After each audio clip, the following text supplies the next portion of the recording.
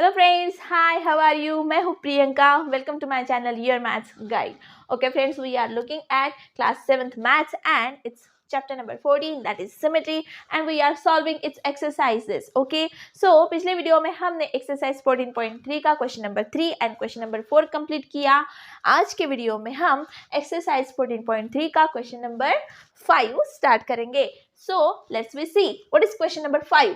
Name the quadrilaterals which have both line and rotational symmetry of order more than 1. देखिए मैंने underline किया हुआ है. हमें ऐसे क्वाड्रिलेटरल्स निकालने हैं जिनकी line of symmetry and rotational symmetry की ऑर्डर क्या होनी चाहिए, एक से ज्यादा होनी चाहिए. तो हमें क्वाड्रिलेटरल के टाइप्स पता है, जिसमें आता है स्क्वायर, आता है rectangle, again rhombus, again parallelogram. Okay, हमने ऐसे देखे हैं इससे पहले के एक्सरसाइजेस में.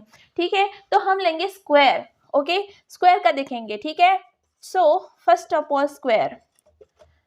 हमने इससे पहले भी स्क्वायर के line of symmetry and rotational symmetry निकाली है, फिर भी हम इस वीडियो में फिर से उसको देखेंगे. ठीक है, सो ये है वर्टिकल लाइन ऑफ सिमेट्री, ये है हॉरिजॉन्टल लाइन ऑफ सिमेट्री. मैंने आपको बताया था. ठीक है, लाइन ऑफ सिमेट्री ऐसे लाइन होती है कि अगर उस लाइन के बीच में से उस ऑब्जेक्ट को फोल्ड किया जाए तो उसके जो आइदर पार्ट्स होते हैं जो अगर फोल्ड करने के बाद वो कोइंसाइड होनी चाहिए. अगर वो कोइंसाइड करते हैं एक दूसरे को तो वो जो बीच की लाइन है वो है उसकी लाइन ऑफ सिमेट्री. तो स्क्वायर की वर्टिकल लाइन ऑफ सिमेट्री भी है, मतलब ये दो पार्ट्स क्या है, एक दूसरे पर कोइंसाइड है. और हॉरिजॉन्टल लाइन ऑफ सिमेट्री भी है, ये दो पार्ट्स है ये कोइंसाइड करते हैं. उसके बाद उसके जो दोनों डायगोनल्स होते हैं वो भी इसकी लाइन ऑफ सिमेट्री में आते हैं, क्योंकि इन दोनों डायगोनल्स के बीच में से स्क्वायर को अगर हम फोल्ड करें तो दोनों साइड्स जो आइदर साइड्स जो होती है वो पार्ट्स क्या होते हैं, एक दूसरे पर कोइंसाइड होते हैं. तो इसकी लाइन ऑफ सिमेट्री कितनी आएगी, ऑर्डर कितनी आएगी, 4. Vertical, horizontal and both diagonals, that is 4 is the order of line of symmetry. Okay, so this is the line of symmetry of square. Now we will see its rotational symmetry. Okay, so here is the square. Okay, you can see its center of rotation here. Okay, let us assume that point A is here. Now rotate it through the 90 degree. So this is about the first rotation. I have denoted it like this by this arrow. Okay, now if we are going to rotate it through the 90 degree, so where will be the point A? The point A will be here. ठीक है, हमने इसको क्या किया है, ऐसा है तो ऐसा हमने इसको घुमाया है तो A घूम के यहाँ पर आया है. ठीक है, सेकेंड टाइम हम उसको यहाँ से रोटेट करेंगे. ठीक है, अभी पहला रोटेशन हो गया. Now again the second 90 degree rotation here. The point A will be at the lower side. Okay, now the third rotation. Okay, third 90 degree rotation. The point A will be, where is the position of point A? You can see the position of point A will be here. Okay friends, now again rotate it through the 90 degree, that is the last one. Okay, now the 360 degree will be complete here. Okay, 90 degree rotation here. Okay friends, point A की position उसके original position में आ जाएगी. 90 degree का rotate करने के 90 degree में rotate करने के बाद पॉइंट ए जो है यहाँ पे अपने ओरिजिनल पोजीशन में आ जाएगा. ठीक है, इसका मतलब इसके ऑर्डर ऑफ रोटेशन आपने देखी है. हर एक 90 डिग्री के एंगल में ये जो स्क्वायर है अपने ओरिजिनल के पोजीशन के एग्जैक्ट सिमिलर दिख रहा है. तो इसका मतलब इसकी ऑर्डर ऑफ रोटेशन क्या हो गई, ऑर्डर ऑफ रोटेशन, इसकी रोटेशनल सिमेट्री की जो ऑर्डर है वो भी 4 आएगी. ठीक है, so order of rotation is also, order of rotational symmetry is also 4, that is more than 1. Okay, so this is the perfect example which is the answer, first answer of our question. Okay, so अगर हम square के अलावा देखेंगे quadrilateral में तो एक है जो कि रोम्बस की भी लाइन ऑफ सिमेट्री और रोटेशनल सिमेट्री की ऑर्डर हमने पिछले एक्सरसाइजेस में देखी है. तो रोम्बस का एग्जांपल हम फिर से देखेंगे. ठीक है, सो ये था स्क्वायर का. Now we will see about the rhombus. Okay friends, this was the square. ठीक है, now we will see rhombus. Rhombus, you know what is the diagram of rhombus? It is like this. All the four sides are of equal length. Okay, rhombus क्या होती है? Rhombus की sides parallel भी होती है और equal length की भी होती है. ठीक है, तो इसका मतलब क्या है? इसकी जो अपोजिट के एंगल होते हैं वो सिमिलर होते हैं. ठीक है, तो हम इसकी लाइन ऑफ सिमेट्री देखेंगे. देखिए, अगर हॉरिजॉन्टली देखेंगे तो ये है ऑब्ट्यूज एंगल, ये है acute. Again this one is acute and this one is obtuse. So अगर हम इसको वर्टिकली देखेंगे तो ये पार्ट इस पार्ट से कोइंसाइड नहीं करेगा. अगर यहाँ पे एक्यूट एंगल होता तो ये एक्यूट एंगल इस एक्यूट एंगल के ऊपर कोइंसाइड होता, लेकिन यहाँ पे ऑब्ट्यूज है इसलिए इसकी वर्टिकल लाइन ऑफ सिमेट्री नहीं आएगी.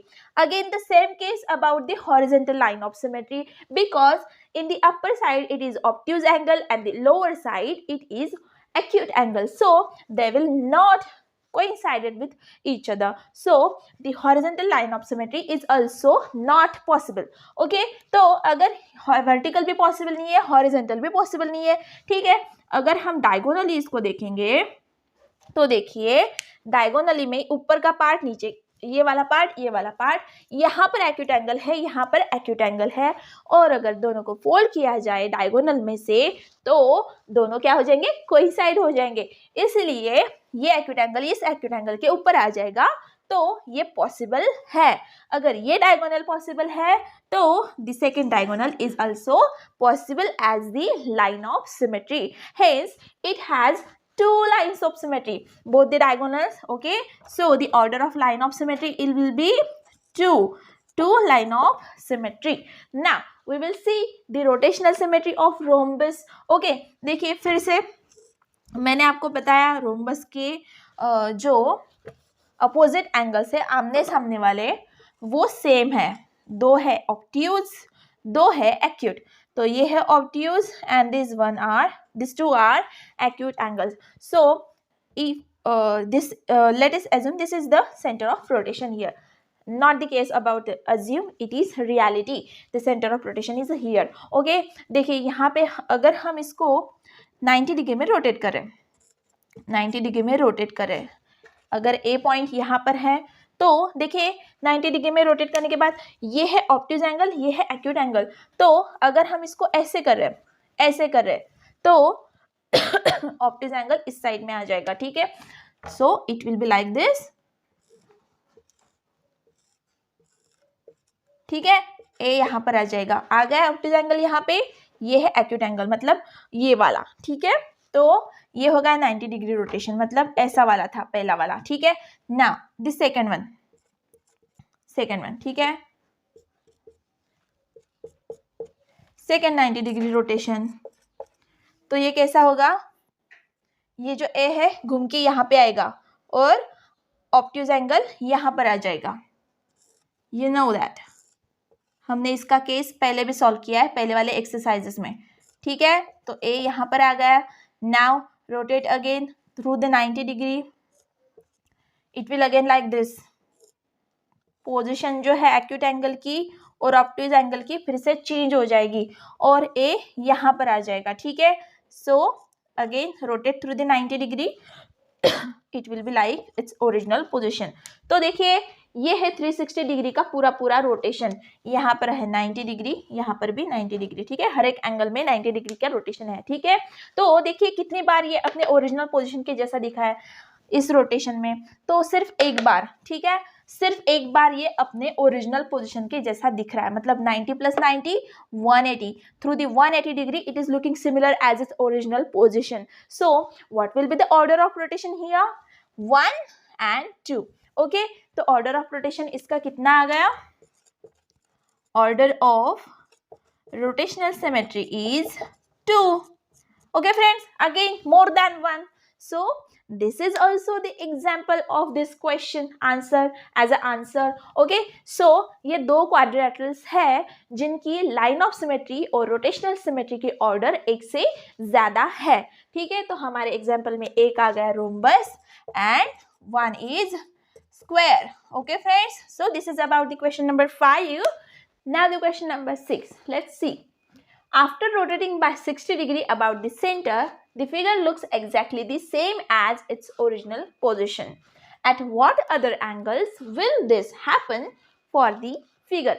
मतलब क्या है, देखिए कोई भी फिगर है जो 60 डिग्री में रोटेट करने के बाद अपने ओरिजिनल पोजीशन के जैसे दिख रही है, तो जब उसको पूरा 360 डिग्री रोटेट करना है तो बीच में से 60 डिग्री के बाद बीच में से वो कितनी बार अपने ओरिजिनल पोजीशन के जैसे दिख रही है, हमें ये क्या करना है, फाइंड आउट करना है. ठीक है, तो देखिए यहाँ पे फ्रेंड्स हम किसी भी चीज़ को 360 डिग्री में पूरा रोटेट करते हैं, ऐसा पूरा. ठीक है, और रोटेशन को हम 0 डिग्री में से हमें यहाँ पे स्टार्ट करते हैं. ठीक है, तो देखिए ये फिगर क्या है, 60 डिग्री में सिमिलर दिख रही है. मतलब मान लो ये है 60 डिग्री में यहाँ पर ये क्या हो रही है, सिमिलर दिख रही है, इसके ओरिजिनल पोजीशन के जैसे दिख रही है. अगर देखिए 60 डिग्री 360 डिग्री का एक बहुत ही स्मॉल पोर्शन है, छोटा सा पोर्शन है. 60 जो है 360 का छोटा सा पोर्शन है, और इतने छोटे से पोर्शन में ये अगर सिमेट्रिकल दिख रही है तो इसका मतलब इसके रोटेशनल सिमेट्री की ऑर्डर क्या है, एक से बहुत ज़्यादा है. रोटेशनल सिमेट्री की ऑर्डर बहुत है. ठीक है, अगर इतने से छोटे से पोर्शन में ये सिमेट्रिक दिख रही है तो बहुत सारे अदर्स एंगल भी होंगे जिनमें ये सिमेट्रिक होगी, और इसका मतलब उसकी ऑर्डर एक से बहुत बड़ी होगी. ठीक है, ये आपको ध्यान में रखना है, ऐसा होता है. ठीक है, तो ये रहा 60 डिग्री. तो 60 डिग्री में ऐसे 360 के कितने पार्ट्स होंगे. ठीक है, 360 के ऐसे कितने पार्ट्स होंगे, 6 पार्ट्स होंगे. ठीक है, मतलब ऐसे 6 एंगल्स हो सकते हैं जो हर एक 60 डिग्री के रोटेशन में वो डायग्राम अपने ओरिजिनल पोजीशन की जैसी दिखती है. तो ऐसे कितने पार्ट्स होते हैं, हो सकते हैं 6 पार्ट्स हो सकते हैं.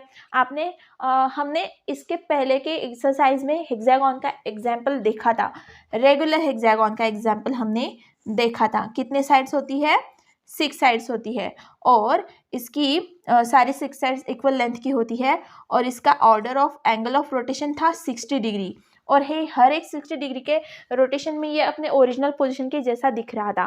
तो इसका ऑर्डर ऑफ रोटेशन था, ऑर्डर ऑफ रोटेशनल सिमेट्री था 6. तो ये भी कुछ ऐसा ही है. अगर 60 डिग्री में ये सिमिलर है तो ऑब्वियसली नेक्स्ट रोटेशन जो होगा 60 डिग्री का, मतलब 60 + 60 कितना हो जाएगा, 120 डिग्री का.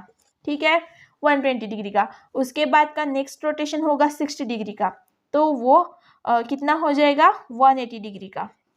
ठीक है, नेक्स्ट रोटेशन होगा 60, मतलब 60 यहाँ पे 60 यहाँ पे 60 प्लस प्लस होता जा रहा है. ठीक है, ये है 60 तो कितना हो गया, 240 डिग्री. ठीक है, 240 डिग्री हो गया. और उसके बाद ये हो गया 240 डिग्री. ठीक है, तो ये हो गया 240 + 60 मतलब कितना, 300 डिग्री.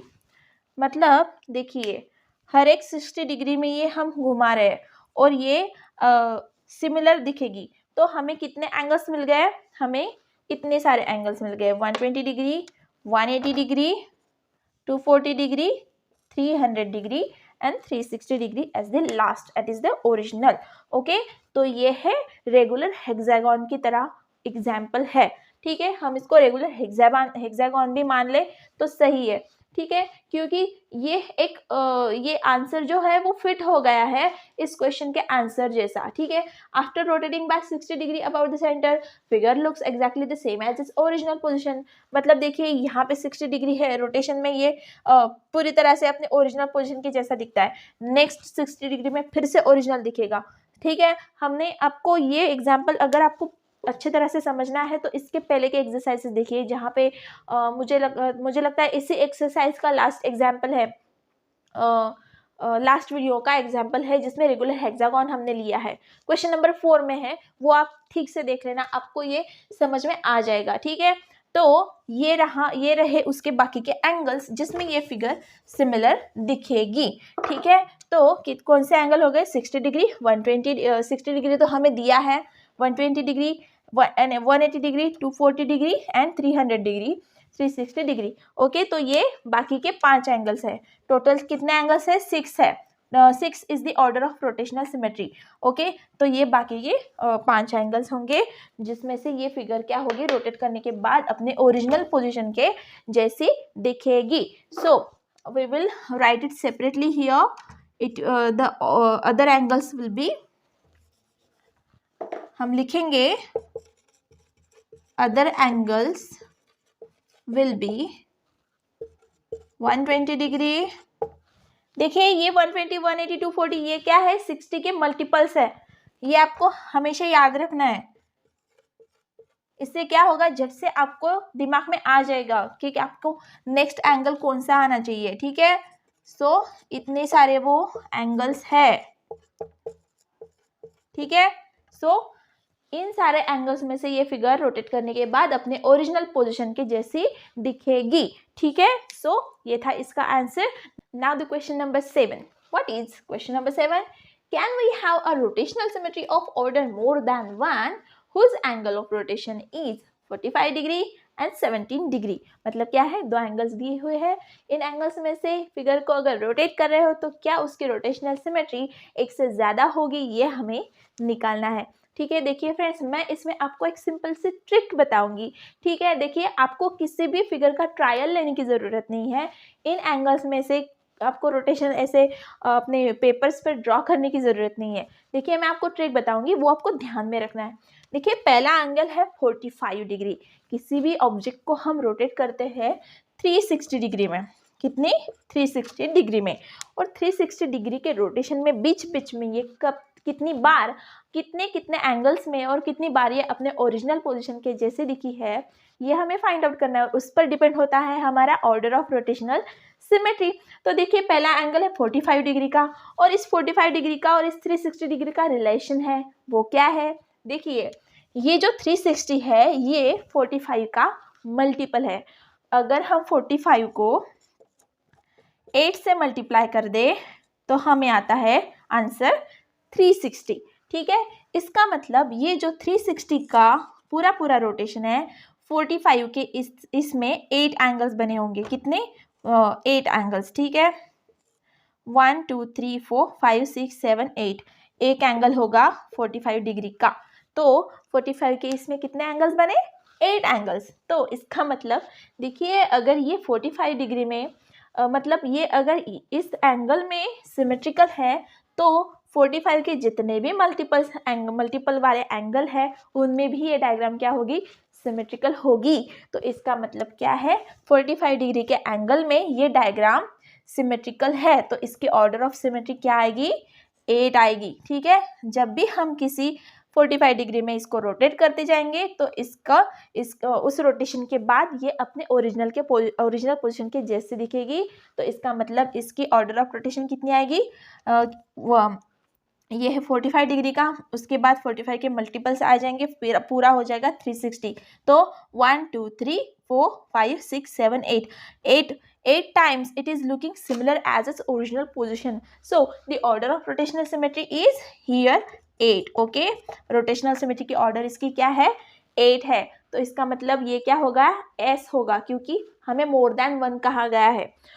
तो इसका आंसर क्या होगा, सिंपली S। ओके, तो हम उसको सेंटेंस में कैसे कहेंगे, as the figure which has the angle of rotation is 45 degree, it will have the order of rotational symmetry more than 1. This will be the answer. Okay, देखिए 17 degree का वैसा ही है, क्या 360 17 का मल्टीपल है, नहीं है। ठीक है, 17 का मल्टीपल 360 नहीं है। अगर 360 को हम 17 से डिवाइड करें तो क्या आएगा, 71 जा 17, 72 जा 34, और कितना आ गया 20, 17 1 जा, मतलब ये पॉइंट में जा रहा है। ठीक है, तो इसका मतलब ये जो है ये पूरा डिविजिबल नहीं है, 17 से पूरा डिविजिबल नहीं है। तो 360 जो रोटेशन है पूरा, तो 17 डिग्री के एंगल में इसके सिमिलर पार्ट्स नहीं बनेंगे। 17 डिग्री का एक एंगल है तो 17 के मल्टीपल वाले सेम एंगल इसके नहीं बनेंगे, जैसे हमारे 45 डिग्री के बने थे, ये भी 45 ये भी 45 और सब मिला के क्या हो गया 360 डिग्री। तो 17 का ऐसा नहीं होगा, इसका आंसर पॉइंट में आ रहा है, तो पूरा पूरा डिविजिबल नहीं है, इसका मतलब 17 का जो एंगल है इसमें से रोटेशनल सिमेट्री का ऑर्डर नहीं आएगा, ठीक है। सो इसका आंसर क्या होगा, सिंपली नो, ठीक है। The diagram whose angle of rotation is 17 degree, it will not have the order of rotational symmetry more than 1. So this is the answer here. Here we have completed question number 7 also. So in this video we have completed question number 5, 6, 7. So आज के video में with the completion of question number 7 we have completed exercise 14.3 also. So आज के video में बस इतना ही. So इसके बाद हम मिलेंगे नेक्स्ट वीडियो में. तब तक के लिए please don't forget, please like share and subscribe my channel. अपना ख्याल रखिए. तब तक के लिए बाय एंड टेक केयर.